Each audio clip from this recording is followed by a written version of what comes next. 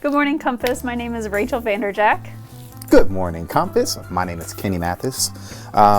This is February, which is Black History Month, and we've been assigned the wonderful task of letting you know about the Loving versus Virginia story, which is the case of Mildred and Richard Loving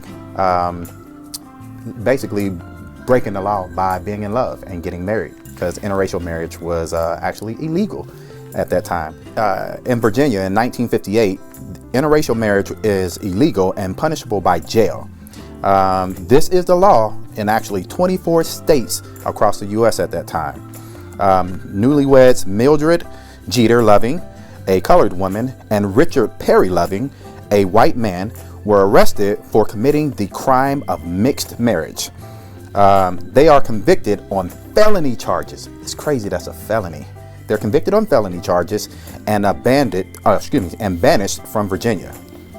The Lovins spent the next 9 years trying to get back home.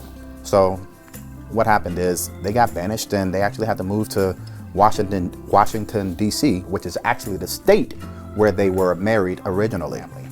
So they tried to appeal the case, and the case actually was upheld by the Virginia Supreme Court, and then they appealed it from there all the way up to the U.S. Supreme Court, where it was overruled unanimously.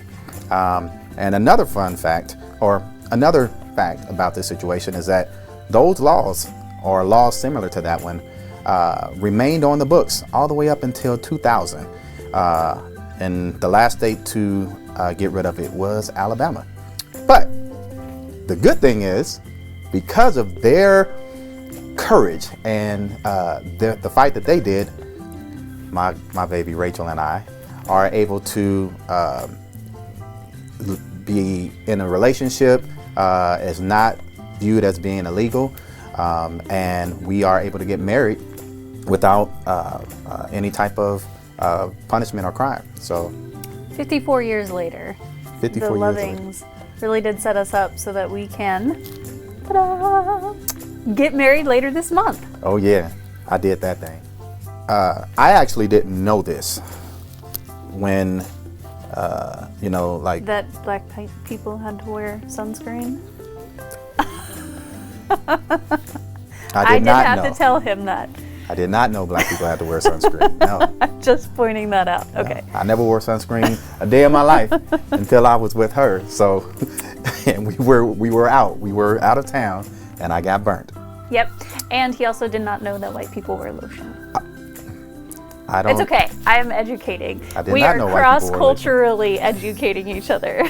But what I will add, or what I will say, is that I think we, as white people, have a big opportunity just to be able to listen and to hear other people's stories, and just having that knowledge and being open to it and open to hearing what is actually happening in other people's lives, I think that is the very first step. So if you haven't had an opportunity to sit down and talk with somebody who is different than you, I encourage you to do so, because we have a lot to learn from each other, even if it is just about lotion. Lotion and sunscreen. Yes. Right. No, we do have a lot to learn, and that's one of the things that I love about you, is that you have opened my eyes to things that I take for granted and I don't see, and it's Likewise. easy for me to not see, and so I think we make each other stronger because of our differences. Well, I know I'm better since to have you in my life. So, and that's not for the camera. That's for you, baby. But you already know this.